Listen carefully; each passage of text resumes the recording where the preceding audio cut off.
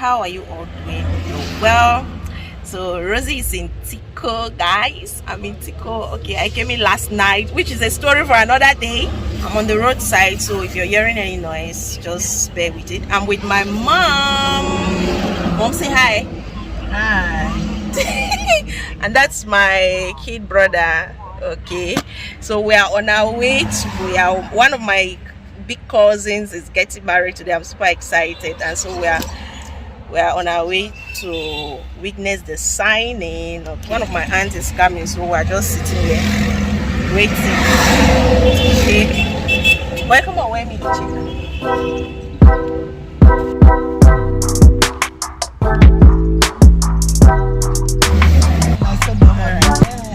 Thank you. All right. Okay, go. Okay. Guys, I'm sweating. Tico is hot. Tico is really hot.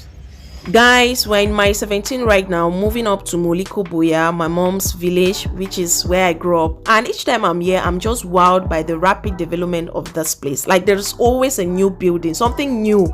I'm just surprised because this is where I grew up and I didn't think it would ever look like this. Wow!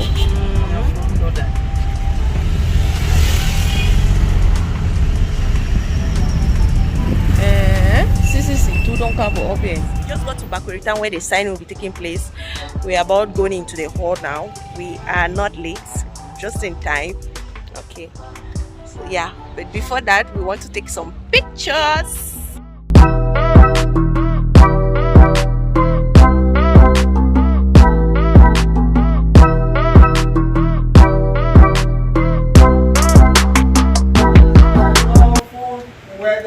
Husband. As my lawful wedded husband.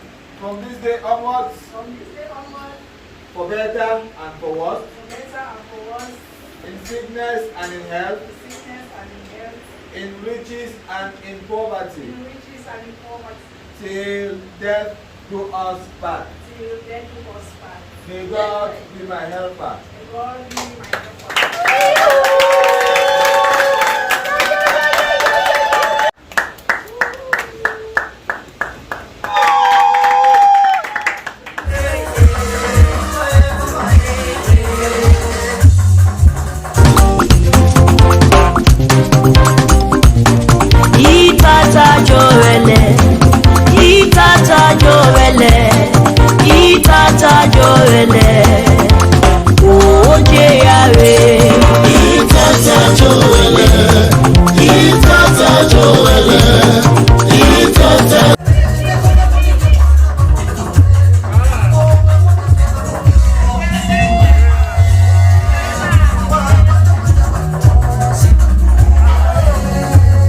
President of the Republic of Cameroon, and by virtue of the powers conferred unto me, I, Monono David Dama, Civil Status Registrar for the Great Support Civil Status Center, hereby declares the two of you as husband and wife.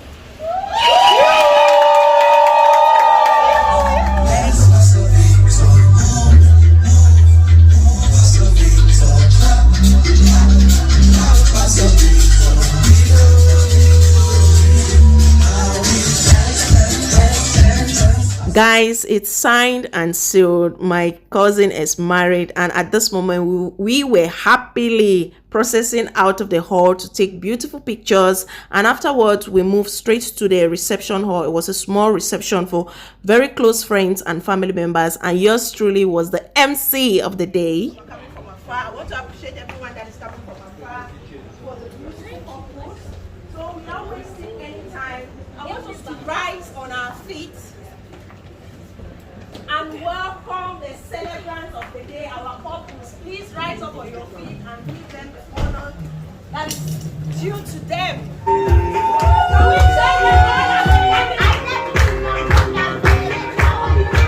Ready to love you before the day. We are coming up majestically to support the couple, Mr. and Mrs. Zanon Rostan.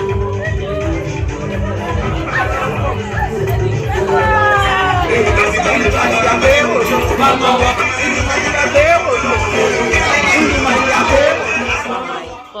cousin. I'm super excited for my cousin. I'm happy that she's married.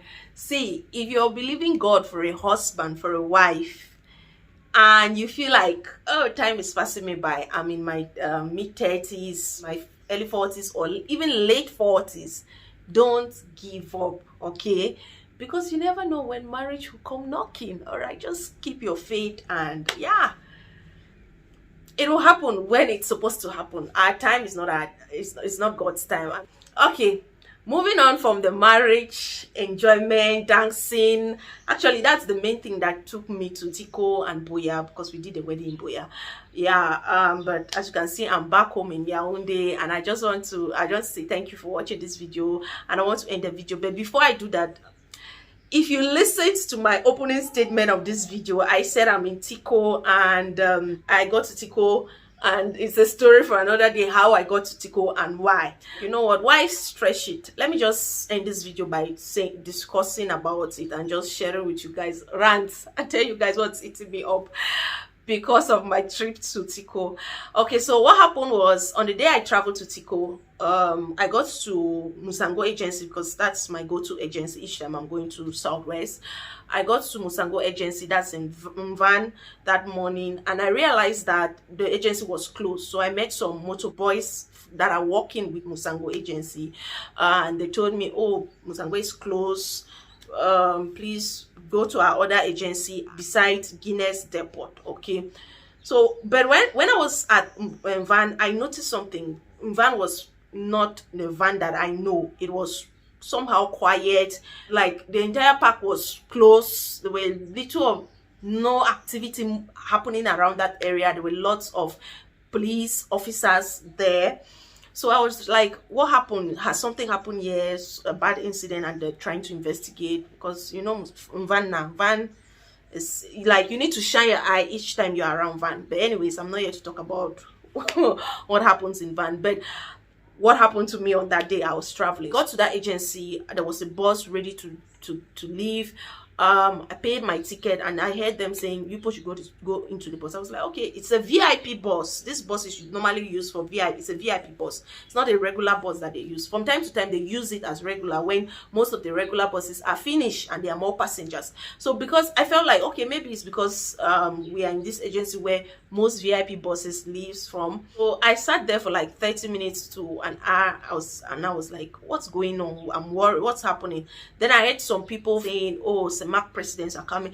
So on my way to this agency, I noticed that there were not just police officers along the road, but there were some JPs around the road, like presidential guards are along this road. And that's where it dawned on me, like, Rosie, what happened to you on the 30th of December is about to happen again. Guys, I was like, what is this? We're almost leaving Yaounde, so I don't think this is going to affect me this time around. As the Mark presidents are coming in, this is why they have blocked the roads, and we are going to stay here till about 6 p.m. I was like, yeah, what is going on, Rosie?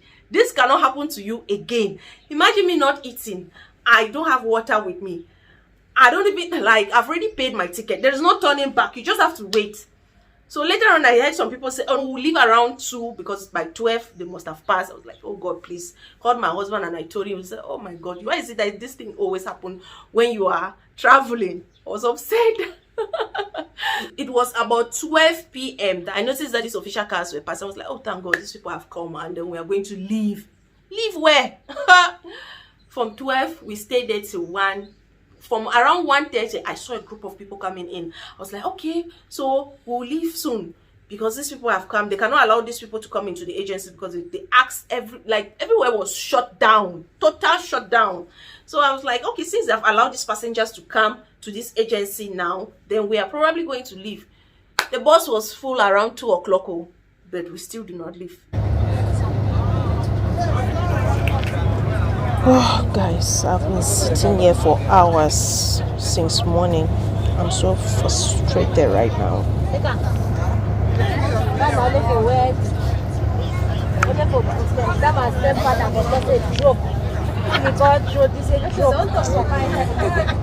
They said, no, we cannot leave now. Then we finally left around 3, few minutes past 3, like that. and we did not take the regular road, because with the regular road you will get to Bankomo checkpoint, where they will check your ID and all that. So I was hoping that we'll pass there so that I can get some plantains and plum. That's my go-to travel food snack. But we didn't use that road. We used another road. Instead of going out of Yaounde, we're like going into Yaounde, and then see, I cannot even explain to you guys the road, but we used a totally different road. And when we got to that road, the traffic that was there, because of course people were coming into Yaounde, and because they blocked the main road, they were trying other roads to get into Yaounde, but still it was not possible because they blocked that area as well. They only opened it for a while and then we closed it again. So but we succeeded in leaving Yaounde, like leave everything around 4 o'clock. But my heart just went out to those that were coming into Yaounde, because they did not even know what they were like, what they were up against. Because this thing has happened to me before. Like I said, on the 30th of December, when I was coming into Yaounde, we got to just after Bankomo, there was traffic. We stood at one spot for 1 hour 30 minutes. We didn't know what was happening. We were like, maybe it's because we left late or something. My dear, it was because our Papa P was coming back.